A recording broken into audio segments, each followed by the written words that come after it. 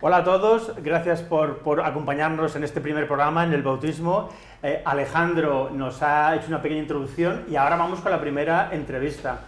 Quiero presentaros a José Manuel Sáenz, que es socio fundador de JS Advisory Services, y Antonio Fuertes, que también colabora como Senior Advisory en JS Advisory Services. Gracias a los dos por estar aquí. Lo primero, bueno, pues contarme un poquito qué es lo que hacéis, cuál es vuestra trayectoria en 2 minutos. Muchas gracias. Óscar, lo primero, encantado de estar aquí y de participar en esta primera experiencia, ¿no? Con el nuevo canal de televisión, ¿no? Bueno, yo soy José Manuel Sáenz, socio fundador de JS Advisory. Antes me quiero referir a mi experiencia previa. He estado más de 30 años en el sector financiero, en 5 entidades financieras, viviendo bueno, pues lo que se ha vivido en el sector, procesos de integración, de fusión, y la última entidad fue Santander.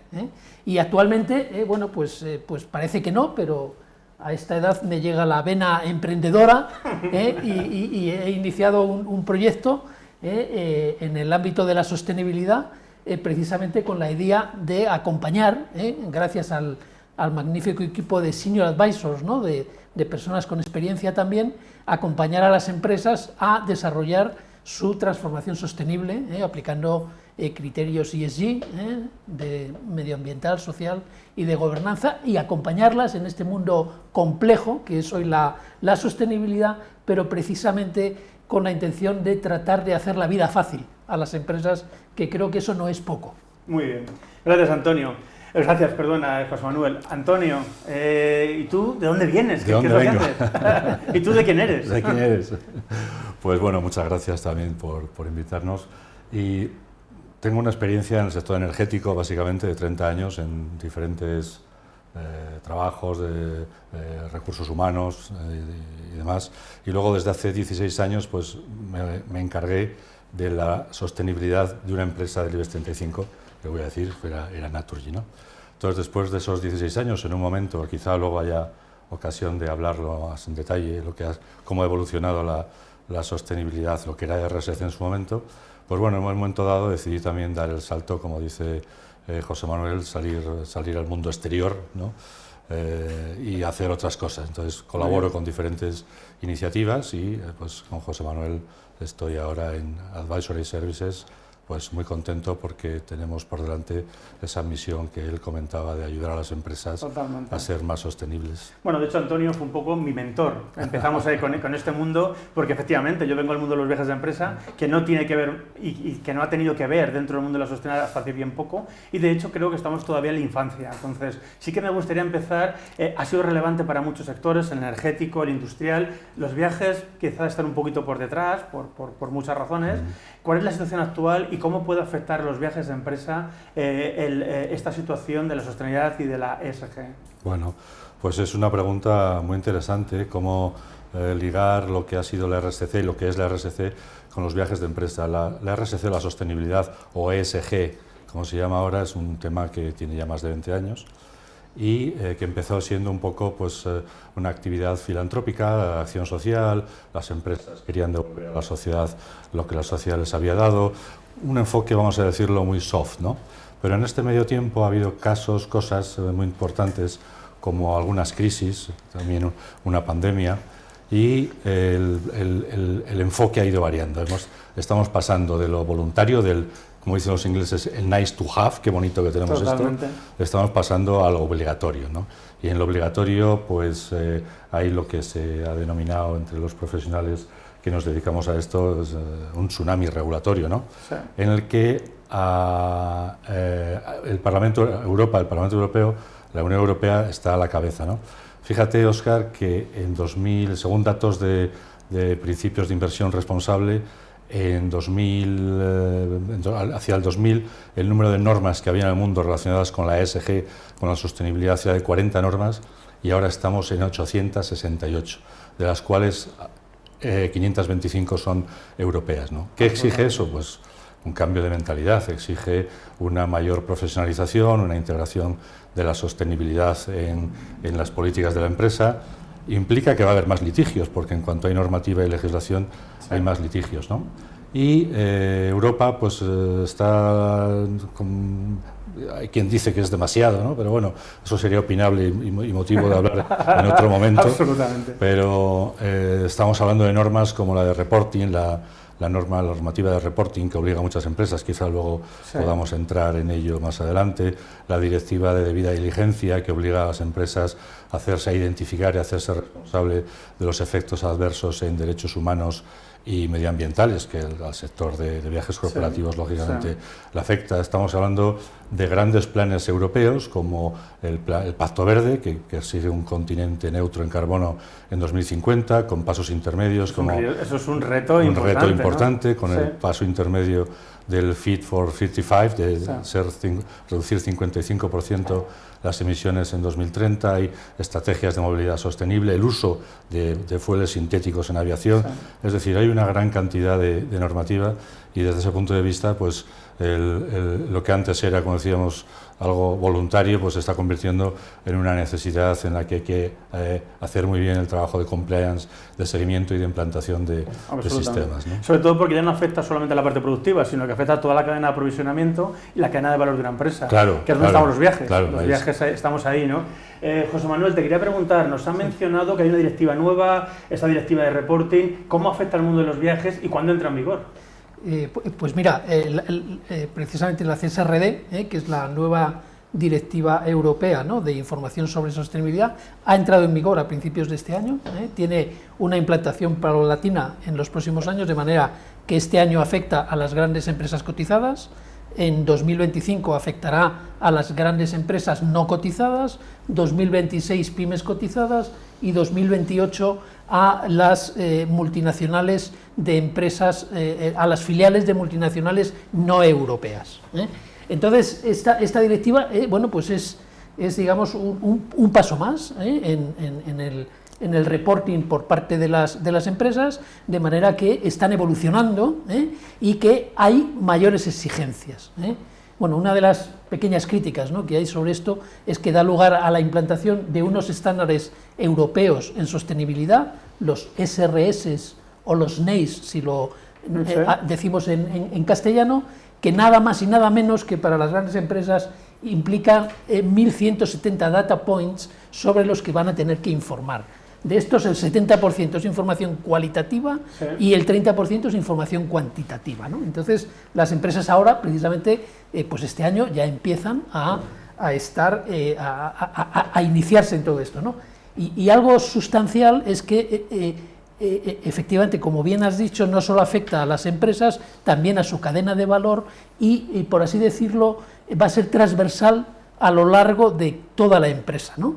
Y, por ejemplo, pues en los viajes de negocios, viajes corporativos, pues hasta ahora se ha ido pidiendo algo de información porque está catalogado, ¿no?, dentro de lo que es la huella de alcance 3, que es la huella, digamos, de las emisiones indirectas a la compañía, y por ahí ha empezado a hablarse en los viajes de negocios de la huella de carbono, ¿no? Pero realmente ahora hay un gran reto, y es que los travel managers pues van a tener que introducir políticas de sostenibilidad en la selección de sus proveedores, en la elección de los viajes, en las reservas, y van a tener que aleccionar, que formar a los propios viajeros, a los empleados que viajan, precisamente pues para que tengan en cuenta, ¿no?, a la hora de hacer sus reservas y demás, porque ahora con las plataformas de contratación que hay, pues al final quien contrata es la persona, ¿no? De hecho, por lo que yo he visto es, reportar, reducir y compensar. O sea, tienes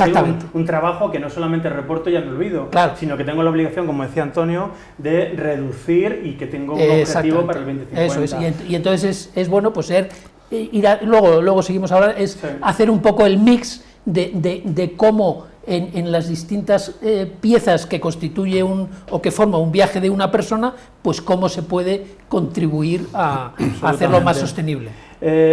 Antonio, hemos hablado de varios conceptos, la norma, taxonomía, de CS3D. ¿Qué es esto realmente y cómo afecta a los viajes de empresa? Pues en línea con lo que estaba comentando José Manuel, afecta de una manera muy directa esas dos que has mencionado, la taxonomía y la directiva de la CS3D, que es la directiva de diligencia de vida, aprobada esta última en julio, del 5 de julio me parece de este año, y bueno, lo que está diciendo es exigiendo a las empresas que sean responsables de identificar, mitigar, controlar, reducir los efectos adversos, tanto en derechos humanos como medioambientales, ¿no? Y en concreto hay un artículo, el 22 de la directiva, que dice que las empresas deberán tener un plan de transición energética, donde lógicamente el control de las acorde con el acuerdo de París de 1,5 grados centígrados, ¿no? Eso al mundo de viajes corporativos le afecta directamente, dependiendo del sector, lógicamente, ¿no? Porque no es lo mismo los viajes de empresa en una empresa energética de oil and gas, pues tiene un peso determinado en cuanto a emisiones e impacto, pero pensemos, por ejemplo, en una empresa de servicios profesionales donde los viajes son un elemento importante, ¿no? Entonces, es muy importante el considerar esas obligaciones, porque esos planes de transición energética obligan a hacer cada 5 años una adaptación con el horizonte 2050, y claro, eso volvemos un poco a lo que hablábamos antes, ¿no? Antes las reducciones eran voluntaristas y ahora lógicamente son obligatorias, y eso conllevará análisis, estudios y también sanciones si fuera necesario, ¿no? Absolutamente. José Manuel, vamos a pasar a otro concepto, que es la doble materialidad y la presencia de CSRD, ERS. Hay muchas siglas que a nosotros, que no venimos de este entorno, se nos escapan. ¿Cómo afecta eso a esa cadena de valor y cómo podéis ayudar, ¿no? en este sentido? Pues, mira, vamos a ver, la doble materialidad es un concepto nuevo, y al que precisamente la CSRD está obligando a que las empresas hagan ese ejercicio de doble materialidad, ¿no? Hasta ahora lo que se estaba midiendo era la materialidad simple, por así decirlo, y es ver cómo la empresa puede afectar al medio ambiente y a las personas con su actividad, y eso lo hacía teniendo en cuenta cuál es la visión interna de la compañía sobre esas cuestiones y la visión de sus principales grupos de interés, ¿no? De los clientes, los proveedores, los accionistas, etcétera. Ahora añadimos un concepto nuevo, que es la materialidad financiera. Y la materialidad financiera es que las empresas tienen que analizar cuestiones de sostenibilidad, cómo financieramente pueden suponer riesgos y oportunidades para las empresas. De manera que hay que ver cómo esto, pues temas de sequía, etcétera, oye, cómo un tema de sequía puede afectar a una cadena hotelera en la Costa del Sol. Oye, hoy probablemente estará muy bien, pero dentro de 20 años tendrá que ir tomando medidas poco a poco, ¿no? Yo lo que diría, y luego está la cadena de valor, ese es el otro gran concepto. Hasta ahora, cuando hablamos de información financiera, de cuentas anuales, de reporting, normalmente las empresas solo reportaban sobre su matriz y las filiales, ¿no? Si hablamos de un grupo. Ahora se va a tener que reportar también sobre la cadena de valor, pero no es reportar gracias a haber pedido mediante 4 cuestionarios información a tus proveedores, a tus clientes, sino que va a haber que hacer un análisis profundo de toda esta información, ¿no? Entonces, ¿cómo hay que verlo? Yo creo que hay que verlo, por ejemplo, para el Travel Manager como una oportunidad. Probablemente el Travel Manager se está enfrentando hoy a una reducción en sus presupuestos de gastos, se está enfrentando a que el director de sostenibilidad a lo mejor le está diciendo o lanzando algún mensaje, viajes sostenibles, etcétera, ¿no? El hecho de que haya que facilitar información muy detallada, de procedimentar las políticas aplicables a los viajes, todo esto es una oportunidad para, digamos, para ordenar un poquitín más todo ese mundo, ¿no? También es una buena oportunidad para poner en valor todos los esfuerzos que los distintos eslabones de la cadena de valor están haciendo, ¿no? Oye, por ejemplo, en las compañías aerolíneas, las aerolíneas cómo están yendo hacia el tema de los combustibles SAF, las cadenas hoteleras cómo aplican políticas de sostenibilidad, las compañías de alquiler de vehículos cómo giran hacia híbridos enchufables, vehículos eléctricos, el VTC, bueno, toda la tecnología en las plataformas, etcétera, ¿no? O sea que si, vamos, yo yo diría que esto es una oportunidad. Yo estoy de acuerdo contigo, es una oportunidad. Antes hemos hablado con Alejandro de ese ecosistema de los viajes de empresa, donde hay proveedores, hay agencias, hay empresas, hay travel manager. Vamos a centrarnos en la parte de la empresa, que quizás es la que tú has estado más en contacto. Esto es algo que ya hemos hablado en muchas ocasiones, donde cómo conectamos al responsable de SG, de sostenibilidad, con el travel manager. Ahora mismo, mi experiencia desde la parte de viajes, y quizás la tuya más desde la parte de SG, es que no están conectados. ¿Cómo podemos crear ese vínculo o ese puente para que hablen, por lo menos, ¿no? Para que se conecten? Pues has dado en el punto crítico de todo esto, ¿no? El travel manager que ha funcionado quizá haciendo una excelente gestión, pero al margen de sostenibilidad, ahora ya no puede operar solo. Eso es. Tiene que operar de la mano del responsable de sostenibilidad y el responsable de sostenibilidad de la mano del travel manager. Sobre todo en dos grandes aspectos creemos en Advisory Services. Uno de ellos es ofrecer información, porque el responsable de sostenibilidad dentro de esas normativas de reporting tiene que dar información, y los viajes corporativos son el punto 6 del scope, del alcance 3 del protocolo, de GHG Protocol, que es el estándar que se sigue para reportar emisiones, ¿no? Y eso es decir, hay que intercambiar mucha información y hay que hacerlo como ahora todos los informes son auditados, de acuerdo a las leyes de reporting, son auditados, hay que hablar de trazabilidad, porque todo eso lo va a aprobar la Comisión de Auditoría. Y además el otro ámbito clarísimo es en el de las políticas de viajes. Sí. Políticas de viajes que deberán incorporar la sostenibilidad. Cómo se viaja, cuándo se viaja, se coge avión, se coge tren, se desplaza, qué lecciones, qué restaurantes elegir, sí. Cuántos días fuera, cuántos días... Bueno, es un reto. Es un reto. Un reto y una oportunidad. Yo estoy Entonces, dos funciones, la sostenibilidad y los travel managers, que seguro que han convivido en paz y armonía durante mucho tiempo, ahora van a tener que cohabitar, por decirlo así, ¿no? Totalmente. Se van a tener que ir a vivir juntos, ¿no? Para poder dar respuesta a estos retos. Gracias. Ya para acabar, siempre hablamos de tecnología. La tecnología está presente en nuestras vidas desde por la mañana hasta por la noche, ¿no? ¿Cómo encaja la tecnología dentro de este mundo de la sostenibilidad? Ya para acabar. Pues mira, para acabar con este tema, la tecnología, diría yo, que es o está siendo la clave para poder avanzar en sostenibilidad y para poder avanzar en todos los sectores, y ejemplos tenemos, pues como por ejemplo todo el tema de la tecnología de las placas fotovoltaicas, que gracias a ellas hemos podido sobrevivir a una crisis como consecuencia de la guerra de Ucrania, la tecnología que se está impregnando en todos los procesos de las industrias a través del IoT, o tecnología aplicada al mundo de los viajes de negocio, que precisamente pues, nos permiten, cuando estamos haciendo la reserva de un viaje en tiempo real, saber cuál es el consumo comparativo de distintas alternativas para hacer un mismo viaje, o qué políticas está aplicando un hotel, etcétera, ¿no? Y a la vez, oye, pues nos ayuda a algo que precisamente es a todo este tema del reporting y de ir teniendo información sobre cómo